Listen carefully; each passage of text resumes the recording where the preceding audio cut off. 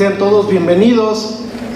Y a continuación tenemos un tema muy importante, también muy relevante para este congreso. El tema universalización de los servicios de salud. El ponente, maestro Emanuel Orozco Núñez, del Instituto Nacional de Salud Pública. Realizó su licenciatura en Antropología Social en la Universidad Autónoma de México. Tiene una maestría en Antropología Social de la Universidad Iberoamericana. Actualmente es su director de apoyo académico del Centro de Investigación en Sistemas de Salud y profesor de la Escuela de Salud Pública de México y coordinador de la Maestría de Ciencias en Sistemas y Políticas de Salud. Ha sido profesor en la Universidad Autónoma Metropolitana y la Universidad Iberoamericana, a la vez que ha impartido cursos de posgrado y realizado investigaciones sobre servicios y políticas de salud en diversos estados de la República. Ha sido consultor del Banco Interamericano de Desarrollo, el Banco Mundial, el IMSS, Funsalud y la Comisión Europea. Es autor y coautor de más de 50 publicaciones científicas. Sus líneas de investigación son análisis político de la reforma de los sistemas de salud. 2. Protección social en salud. 3. Estilos de vida y salud. Y actualmente pertenece al Sistema Nacional de Investigadores, nivel 1. Maestro, bienvenido. Su tiempo para su tema.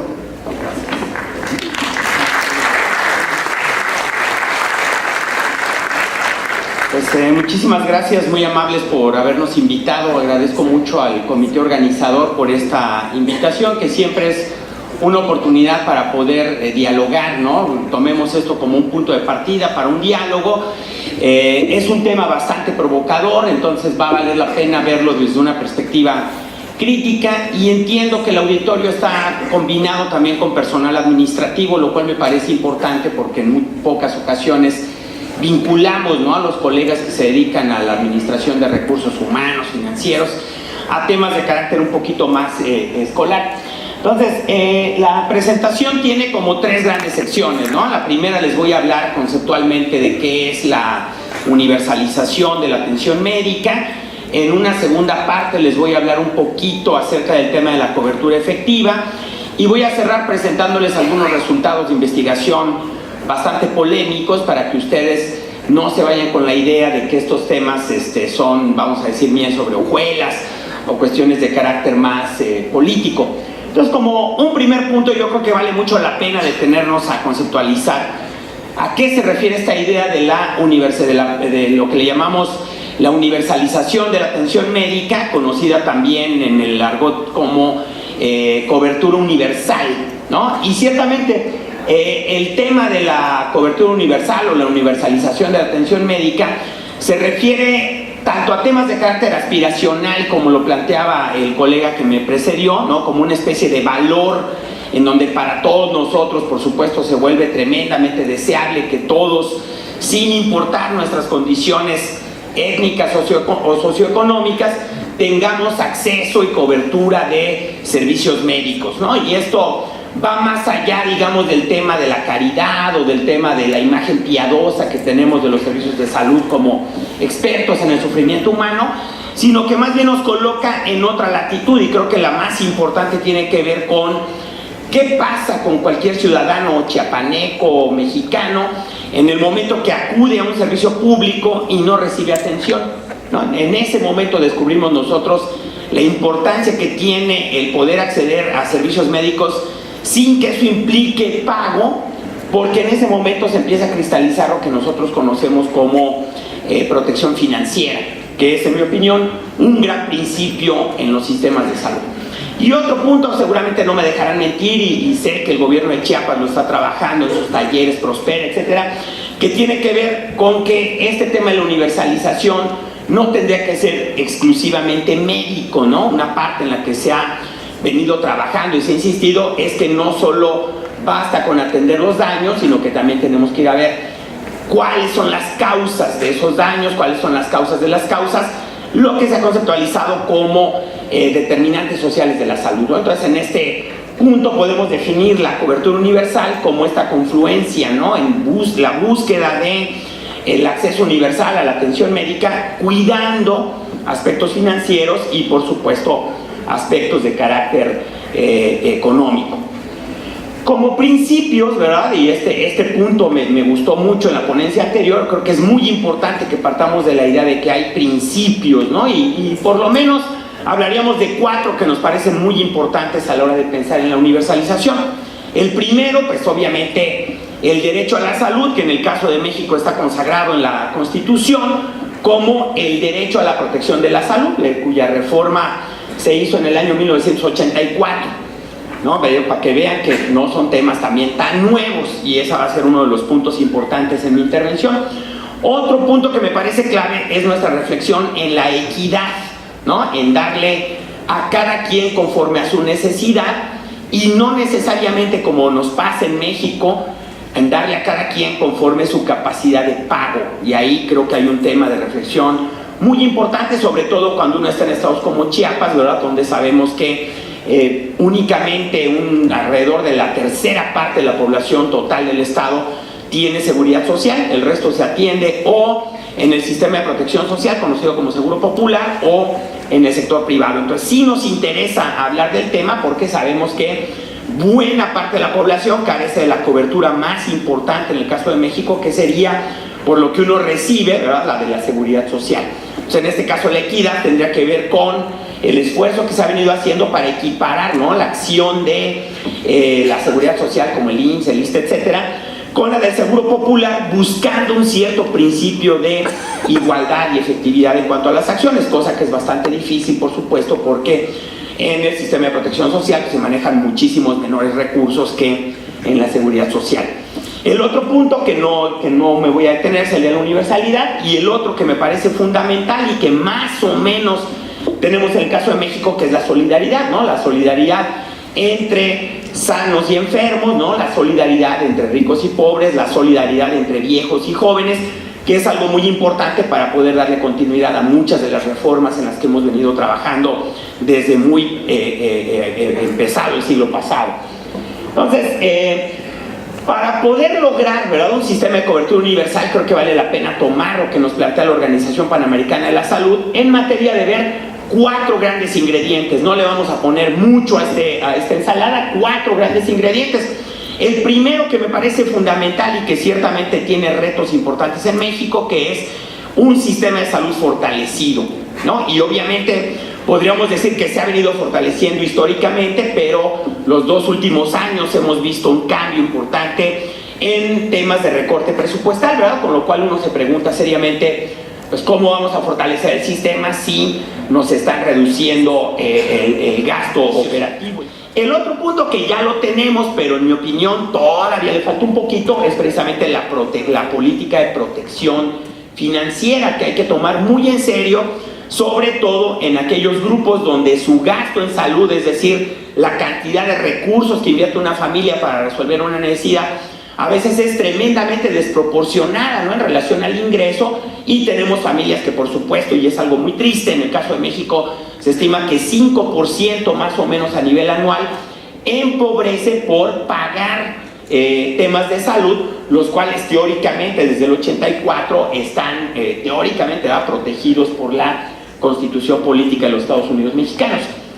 El otro tema, y espero no me dejarán mentir, ¿verdad?, tiene que ver con cuánto, ¿verdad?, la ciudadanía demanda, pide, se involucra, participa, ¿no?, en el diseño de su política, la monitorea, pide rendición de cuentas, etcétera, que no les voy a contar un cuento chino, pero para el caso de México sabemos que es tremendamente limitada, ¿no? No tenemos nosotros, o por lo menos no conozco, si ustedes conocen, por favor invítenme, casos en donde sea la ciudadanía la que sugiera lo que hay que hacer, ¿verdad? Aquí en esta localidad tenemos un problema de salud materna, pues trabajemos salud materna y pongamos otros temas como tema secundario, pero eso muchas veces por las modas o las presiones políticas no se puede hacer, y obviamente eso limita mucho, en el caso de México, la participación de la ciudadanía.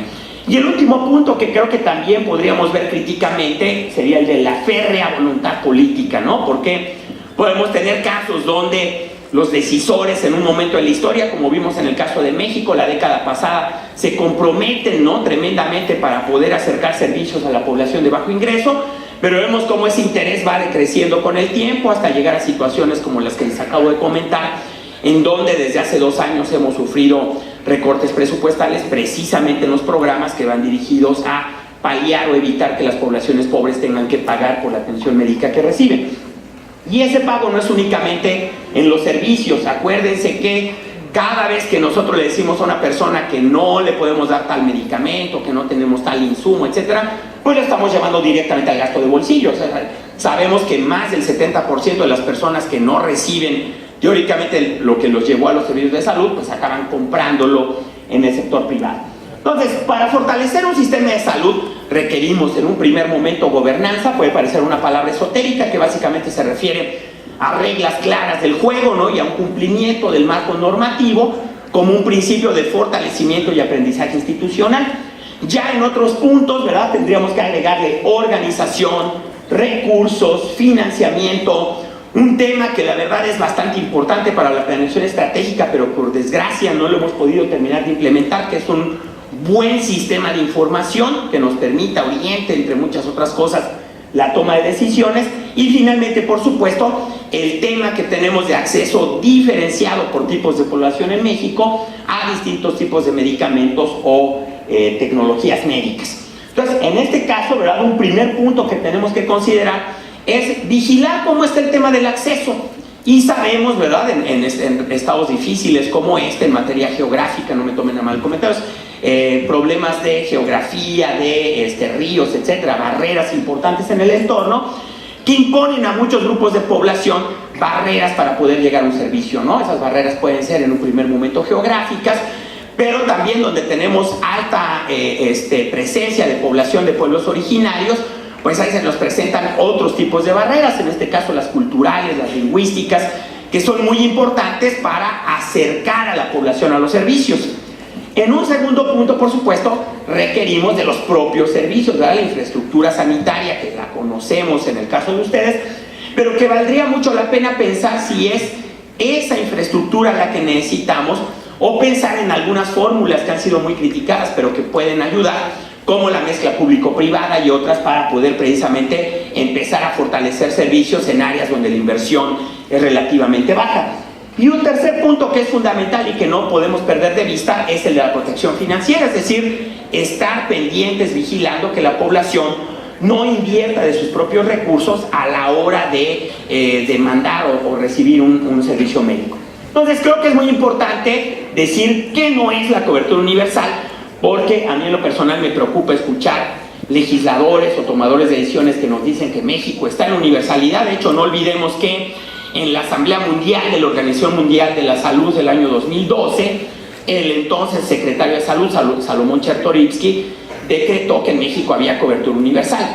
Y a mí no me gustaría que ustedes crean que uno se ve en banda con lo que dice un tomador de decisiones, porque lo que tenemos en México, creo yo, es cobertura de aseguramiento público. Es decir, hoy por hoy podríamos decir que alrededor del 90% de la población está cubierta por algún seguro público, ¿no?, que puede ser el IMSS, el ISSSTE, uno de esos, o también, ¿verdad?, el caso del Seguro Popular, que hoy por hoy es la principal aseguradora pública en México.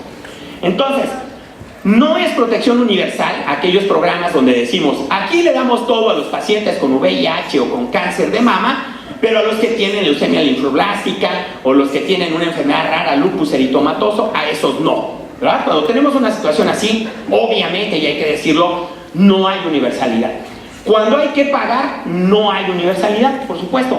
Cuando hay programas que son focalizados, pues tampoco hay universalidad, ¿no? Están dirigidos específicamente a un grupo particular. Y los otros tres, que es donde México se ha instalado los últimos 20 años, pues yo creo que hay que verlos críticamente, ¿no? El primero, el CAUSES, por supuesto, no es un paquete universal, ¿verdad? El CAUSES tiene alrededor de 280 y algo intervenciones, pero sabemos que esas intervenciones pues no resuelven la carga de morbilidad general de la población que se atiende en el Seguro Popular. Tampoco lo son los esquemas de contrato, ¿verdad?, en donde yo tenga proveedores privados o a los que esté yo favoreciendo de alguna manera, y en ese caso, por supuesto, pues tampoco ese es un caso de universalidad, como no lo será, y hay que decirlo así, la presencia en muchos países, México incluido, de seguros universales de salud. Entonces, eso no es, ¿verdad? Lo que sí es, por supuesto, es algo que tenga que ver con reformas de carácter jurídico, legal, en donde México pues dejó de hacerlas a partir del año 2003, que fue la última, en mi opinión, más importante. Y lo otro es, por supuesto, cómo está reflejada esta idea de cobertura en nuestros planes y programas de desarrollo. El otro punto que me parece fundamental es, por supuesto, qué tanto de la riqueza nacional se destina hoy por hoy a invertir en el sector público para ampliar su capacidad en materia de servicios médicos. Y obviamente, como les he venido comentando, pues creo que no es el caso. De hecho, me llamó la atención una conclusión que hubo en el Senado de la República hace 3 días, donde nuestros senadores descubren, ¿verdad?, que en México no alcanzan las pensiones porque no se pagan impuestos y porque mucha gente se está retirando sin haber cotizado. Desde 5 años de pagarles 80,000 al mes para que nos lleguen con esa conclusión un poco antes de irse, pues sí me parece un poco aberrante, no sé ustedes, ¿no? El otro punto, por supuesto, tendrá que ver con entender claramente el punto de las poblaciones, y a mí por eso me parece importante no pensar en que todos los mexicanos somos iguales, sino que estamos diferenciados, y ahorita lo van a ver en materia de morbo y mortalidad, que requerimos, por supuesto, servicios que tengan que estar adaptados al contexto y en el entorno en el que se viven las poblaciones, y por supuesto que el principio de pago se tenga que ver corregido, porque hoy por hoy sabemos que alrededor del 30 o 40% de usuarios en cualquier tipo de servicio acaban pagando, y para mí ese indicador, por supuesto, castiga el principio de protección financiera. Y por supuesto tendríamos que estar viendo cuáles son las capacidades de rectoría que tiene el sector salud para poder regular, orientar las intervenciones hacia un marco más eficiente y por supuesto trabajar como lo demanda el enfoque de determinantes sociales de manera intersectorial. Yo recientemente he estado tratando de trabajar, no voy a decir el nombre de la secretaría, pero lo van a adivinar muy rápido, y no saben qué difícil es poder lograr que una secretaría, por cuestiones de salud pública, haga que los niños tengan por lo menos 2 horas a la semana de educación física, ¿no? Ese tema, por supuesto, ya ni existe en el mapa curricular, y cuando los niños tienen problemas de sobrepeso o empiezan a tener enfermedades que antes no tenían, pues a los que le echan la culpa es al sector salud, ¿no? Sector salud, tú no intervienes y tal, pero a ver, traten de intervenir en una cooperativa escolar y luego nos tomamos un cafecito, ¿no?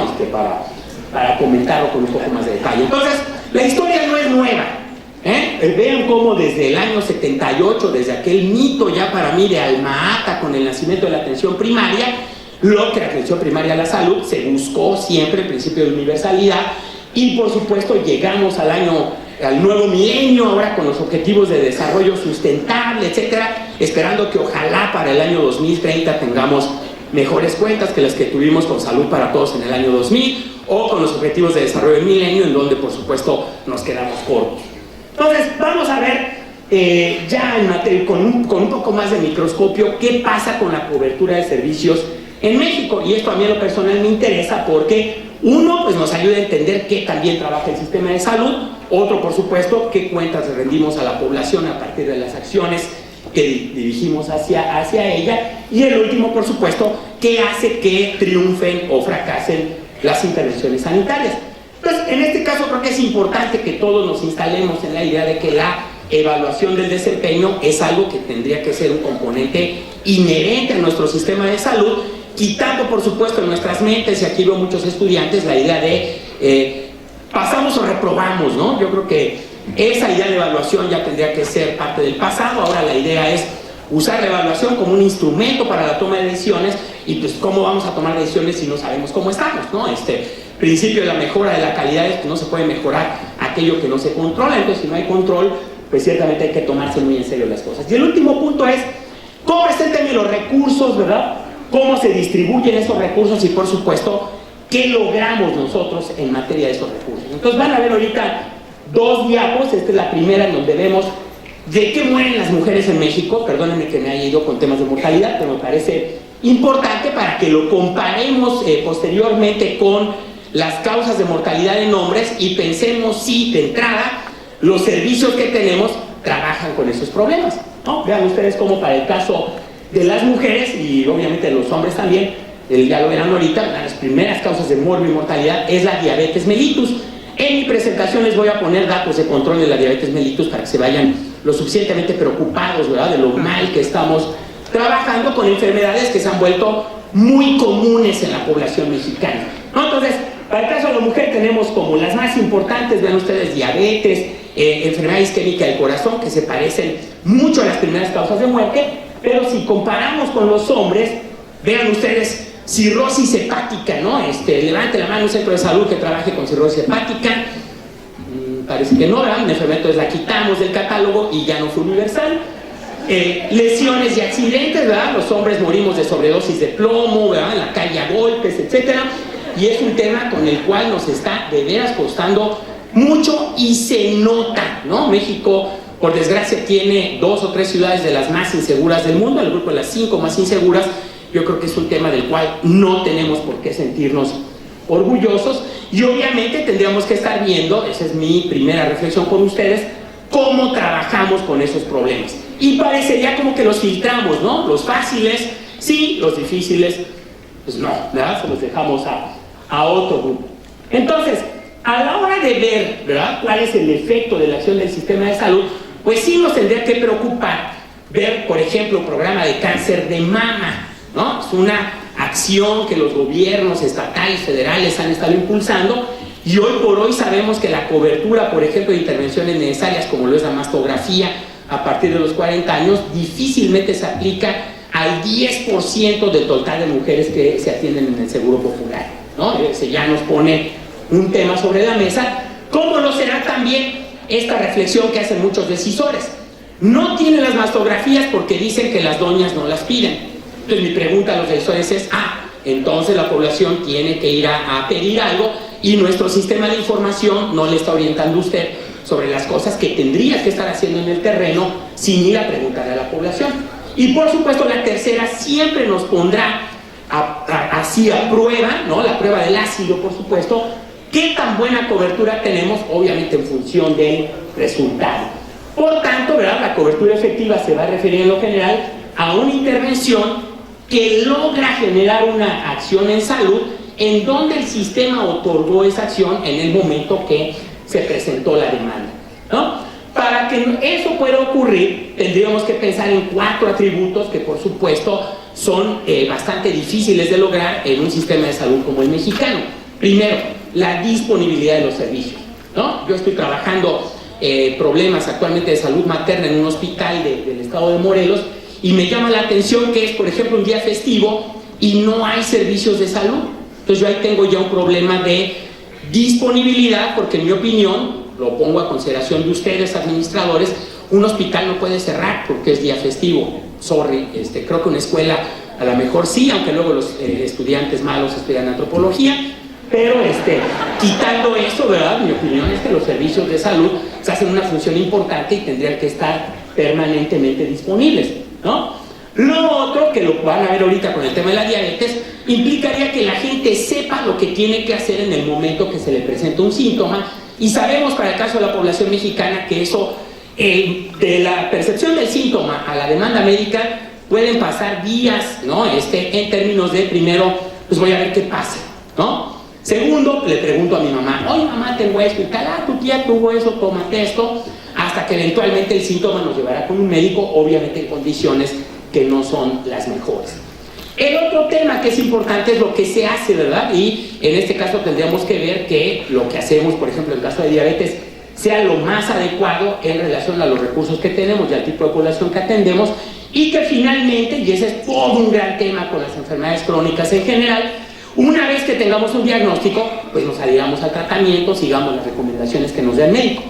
¿Qué encontramos en México? Tremendas brechas de cobertura, ¿verdad?, entre lo que teóricamente se debió hacer en el momento que se debió hacer y, por supuesto, cómo va a impactar eso el resultado, ¿no? A la hora de empezar a ver los resultados, obviamente tendremos que estar viendo el tema de la medición, y ahorita van a ver qué interesante es siguiente, por favor. Otra, y en este caso estaríamos en un escenario obvio, ¿no? Siempre que teóricamente medimos la salud de la población, lo que hacemos es preguntarle a la gente qué tal se siente, y en lo general establecemos que la condición de salud no es necesariamente cómo está la persona médicamente, sino cómo refirió sentirse, ¿no? Esta percepción del estado de salud por supuesto que refleja un patrón, pero tendríamos que verlo de manera muy crítica, porque a la larga lo que la población mexicana expresa en las encuestas nacionales de salud es que obviamente mientras más vieja está, más deteriorada está su salud. Pero creo que ahí es donde está uno de los puntos clave, porque tendríamos que estar pensando que la salud es algo que se gana, ¿no? No es algo que se tiene, es algo que se gana, para lo cual tenemos que hacer un esfuerzo, ¿verdad?, que se ve premiado por una serie de recompensas, ¿no? Una de ellas, por supuesto, la ausencia de enfermedad, pero cuando no hacemos, por ejemplo, dos grandes temas, y no me tomen a mano, dos temas importantes como comer bien y hacer ejercicio, ¿verdad? Con esos dos podríamos estar resolviendo una buena causa del amor y mortalidad, pero estoy seguro que si aquí les pregunto por qué no hicieron ejercicio ayer, van a decir que no tuvieron tiempo, ¿no? Que no, pues es que afuera había un muchacho fumando marihuana y me dio miedo salir a la calle, que me quedé aquí. O sea, miles de pretextos. Pero uno que es muy importante, y de una vez se los paso, ¿verdad?, y que está documentado, por supuesto, es que una buena parte de la gente no modifica su dieta y no hace actividad física por problemas de autoestima. No es tiempo, no es entorno, es disco duro, y ahí creo que tenemos que hacer mucho trabajo para que el tema del cuidado de la salud salga de los consultorios, ¿no? Que la gente va a un consultorio pretendiendo que está ganando salud y en realidad le está tratando de recuperar. Para mí donde se gana salud es en un gimnasio, con una buena ensalada, ¿no? Ahí hay ganancia de salud. Pero el otro es atención médica, en donde, quién sabe, dependiendo de la enfermedad, recuperar a lo mejor un pedacito, ¿no? No la salud en su conjunto. Entonces, veamos esta otra diapo en donde vamos a ver que el tema de la salud no tiene que ver exclusivamente con tener o no un germen o con tener o no deteriorado un órgano. Hay también cuestiones de carácter emotivo, por ejemplo, qué tanto mi familia me toma en cuenta, qué tanto se toman en cuenta mis necesidades como mujer o como hombre al interior de la familia, etcétera. Y ahí entre hombres y mujeres se expresan de manera diferenciada, siendo, por ejemplo, en el caso de las mujeres, los temas afectivos algunos de los que más afectan su salud, y en el caso de los hombres, la exposición a riesgos, ¿no? Siguiente, por favor. Entonces, cuando miramos la salud, ¿verdad?, es muy importante que tengamos claro que para nosotros lo importante en materia de atención médica es ayudar a la gente a recuperar su salud, ¿verdad? Y sabríamos que está recuperando su salud si medimos el efecto de las intervenciones que nosotros dirigimos a la población. Siguiente, por favor. Aquí les voy a poner un ejemplo de una intervención que, en mi opinión, es muy fácil. No me tomen a mal, pero creo que es fácil detectar agudeza visual, ¿no? Esto, letras, bueno, obviamente que la gente sepa leer y escribir. En México sabemos que el 14% es analfabeta, por desgracia, ¿no? Entonces, bueno, teniendo esa condición, habría que ver, uno, que se aplicó ese examen de agudeza visual, por ejemplo, en población diabética, y dos, que se hizo bien. Pero lo que vamos a encontrar en esta primera diapo es que la cobertura cruda, que es esta, siempre es un poco peor que la efectiva, donde se hizo de manera adecuada y en ese caso se logró una mejor ganancia en salud.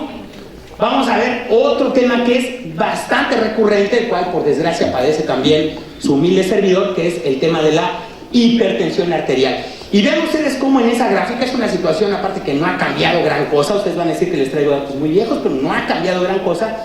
Menos del 20% del total de personas en muchos estados que padecen hipertensión están recibiendo tratamiento. Y eso se debe a que el 50% del total de personas hipertensas no lo saben, ¿no? Y obviamente aquí la primera pregunta para ustedes es, ¿qué tendríamos que hacer para que lo sepan? Ahorita, ¿verdad? Con esta primera reflexión creo que vale mucho la pena que ustedes se vayan con la idea que tenemos mucha información, sobre todo aquí veo cantidad de estudiantes, toneladas de información que no se analiza.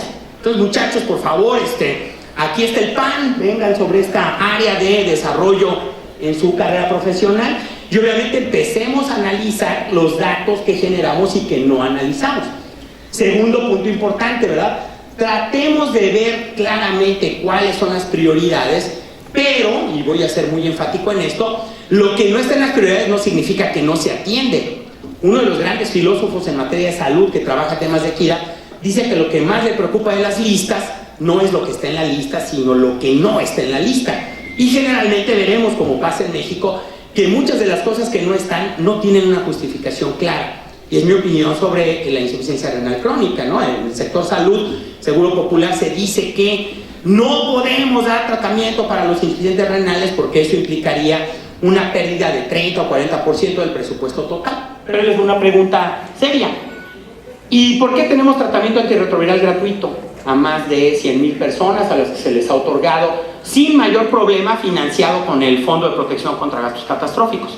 La insuficiencia renal no es una enfermedad que causa gasto catastrófico, sería mi pregunta.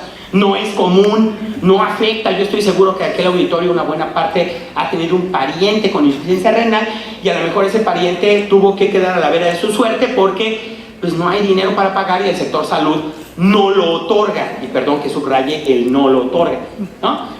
El otro tema importante, por supuesto, es la calidad de la información, y ahí sí tenemos que tener cuidado con un tema que es una gran tentación administrativa, que es el cuchareo de datos, ¿no? No tenemos por qué poner datos de cuentas alegres en temas en donde estamos haciendo agua. Mi opinión es que si estamos haciendo agua, hay que decir dónde está el hoyo, ¿no? En el bote para taparlo y obviamente mejorar la salud de las personas.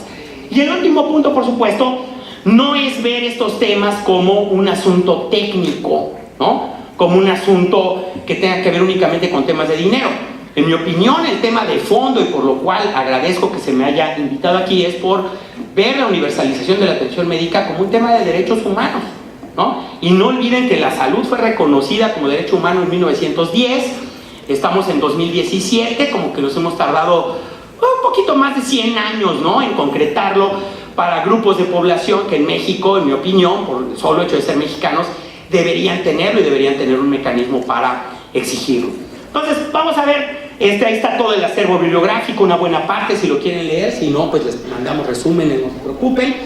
Y vamos a ver un poquito el tema de la diabetes, ¿no? Estoy haciendo un estudio recientemente, trabajando con un fondo de CONACYT, en un trabajo sobre diabetes mellitus en México, en 4 estados, y lo que hemos encontrado pues se parece mucho a lo que pasa en las encuestas nacionales, ¿no? Primer punto, es una enfermedad muy prevalente, ¿no? Tiene en Sanutes del 9.2, con nosotros salió del 8.5, pero un primer dato que nos llamó la atención en materia de servicios médicos es que la mayoría de las personas que reportaron en nuestra encuesta vivir con diabetes son mujeres, y eso me parece importante porque ellas preparan, por ejemplo, el alimento de una persona que está enferma en su casa, pero cuando ella está enferma no se prepara un alimento especial, al contrario, ella tiene que comer igual que el resto, aunque eso le implique un riesgo a su salud. ¿Y por qué lo hace? En mi opinión, por un tema de género, ¿no? Solo hecho de ser mujer, ya vive una condición de desigualdad en su hogar que obviamente compromete su salud. Segundo punto importante, esta población que vimos, más de 4,000 hogares, es población que se atiende exclusivamente en Seguro Popular. No crean que ahí sí fue un sesgo directo de selección, y lo que buscábamos era tratar de ver, primer punto, quiénes son esas personas, y un punto clave es que es gente con educación muy básica. Entonces nosotros no podemos llegar con un lenguaje como, oiga, ya se hizo su examen de hemoglobina glucosilada, porque, ¿what?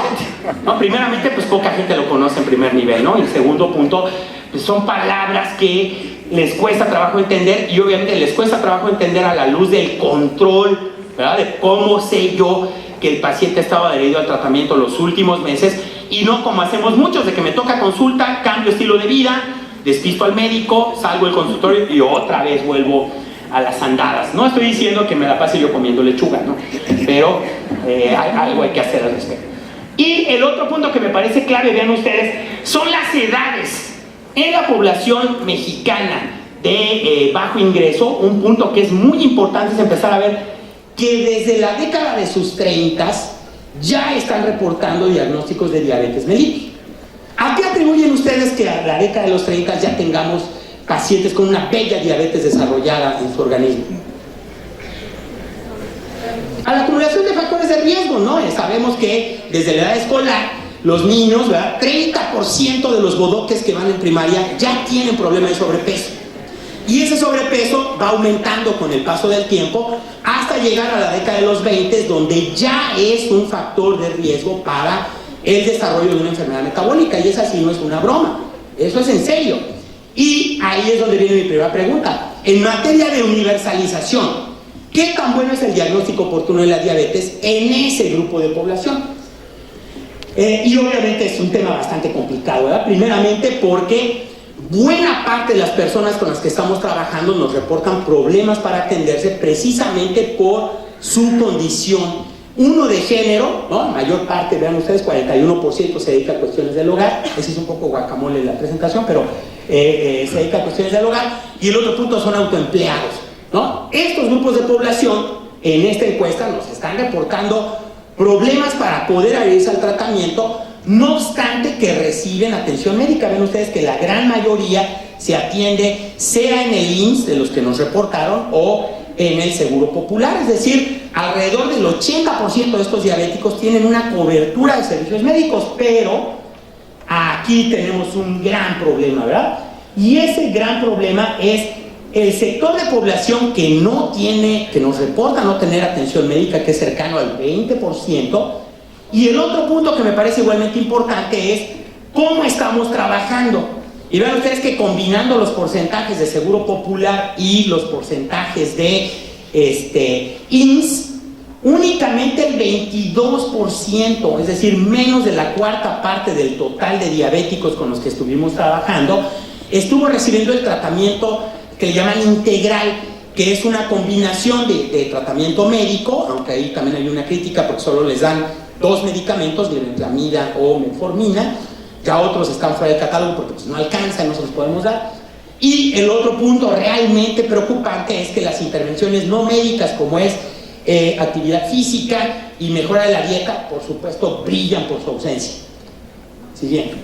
Entonces, si nosotros nos ponemos a pensar cuáles son las consecuencias de no actuar, pues vamos a ver cómo, en términos generales, ven ustedes, más de la cuarta parte de las personas con diabetes con las que estamos trabajando tienen problemas de comorbilidad, es decir, no son diabéticos puros, ¿no? Una buena parte de los diabéticos padece hipertensión arterial.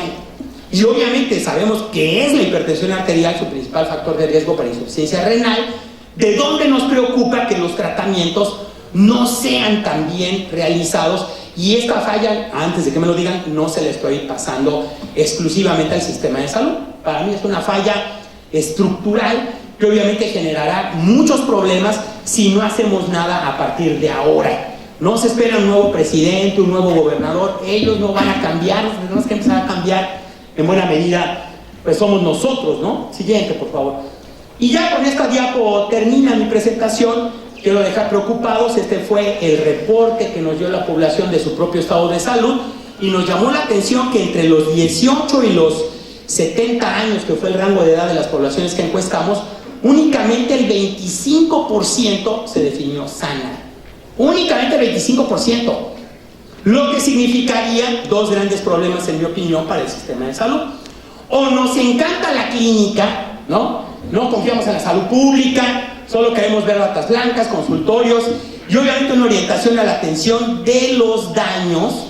En esta población hay daños a la salud que se traducen, por supuesto, en mortalidad temprana o en temas de carga económica por el tema que les dije, insuficiencia renal, poncha a cualquier familia, ¿no? De clase media baja, los poncha económicamente. Y no trabajar con esos riesgos, por supuesto, acerca a esa población a las complicaciones y a una situación en materia de salud muy preocupante. Entonces, con esta diapo cierro mi presentación y espero que el tema de la universalización no lo tengan únicamente en materia de un reporte de 90% tiene aseguramiento. Ok, puedo dormir tranquilo. Mi opinión, el tener un seguro no significa necesariamente que esté yo recibiendo una buena atención, y mucho menos, ¿verdad?, el que esa condición contribuya a mejorar mi salud.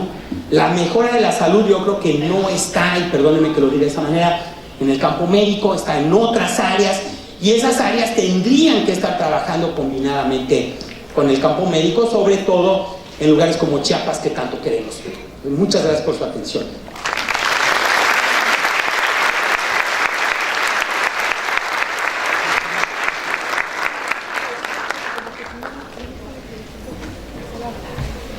Presente. Para seguir estudiando. Exactamente. Gracias.